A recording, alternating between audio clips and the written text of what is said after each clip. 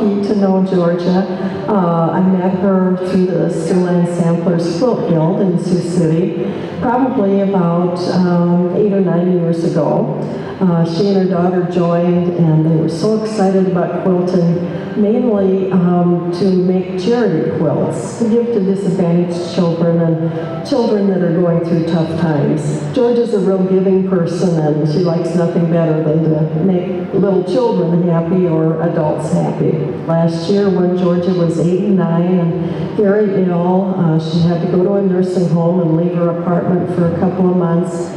And instead of feeling sorry for herself, she wanted to keep busy. So she started making crochet bags out of yarn that the nursing home residents could use on their walkers so they could carry things with them and didn't have to use the plastic grocery bags. Well, then she remembered the children at the Shriners Hospital. It's the Texas Scottish Rite Hospital in Dallas. It's an orthopedic hospital. And the children come and go, and they have surgery, and many of them have walkers. So she decided to put purpose to her life and make some really pretty little things that she could send to these children. She had been there years ago when her daughter was a patient there, and she had seen the children and how courageous they were. And Georgia got a letter from the hospital recently at how much appreciated these bags were, and she wanted to send a package off and make sure the children had them for Easter. Georgia has tremors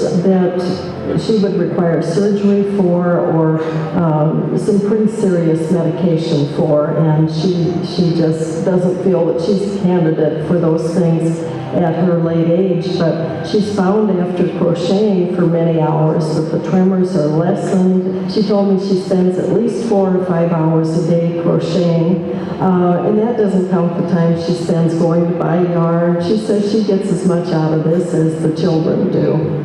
Here's an example of the pretty work that Georgia does. She likes all of them to be different. She embroiders, she crochets, and she buys the nicest buttons she can find. Here's another example of a project Georgia designed and made to give out. These were intended for the homeless individuals at the warming shelter. I was surprised to get a call from Georgia recently.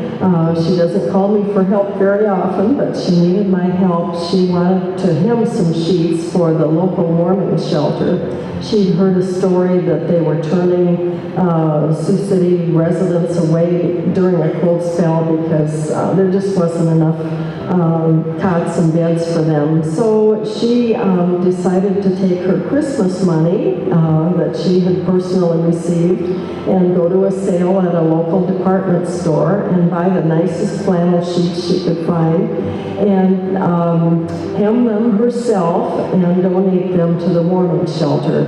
I said, I have friends, we have sewing machines, we'll get together and we'll help you with your project. I received a call asking if we could use sheets, and we said most definitely we could use them because of the bunk beds and the mattresses. And a short time later, I received a call and saying that the sheets were ready and when could we drop them off. The sheets are important to our residents because it creates a more home-like environment for the people there.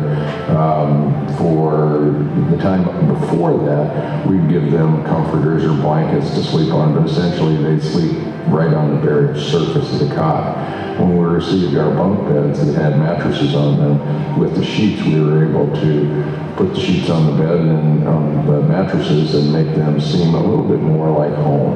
And for the people that are there that have absolutely nothing, it brought home the fact that somebody out there really cares about them and wants them to have a good life and good future. If Georgia were here today, I would just say thank you for the warmth of your heart and for thinking of people that probably you'll never see, that can never pay you back or thank you. I know she's loved at her church and places she's worked. She'd been a nurse in Sioux City. She taught Sunday school. Just a wonderful wife and mother, and someone who her whole life gave back to the community. She's an inspiration. She doesn't want to take credit for all of the good things that she does, but I said, for example, like the warming shelter project wouldn't have happened if it wouldn't have been for her. She's the one that got the whole thing going. So I love talking to her. I love hearing her stories, and she's an inspiration to me and all of my friends to use our talents and our time to help other people.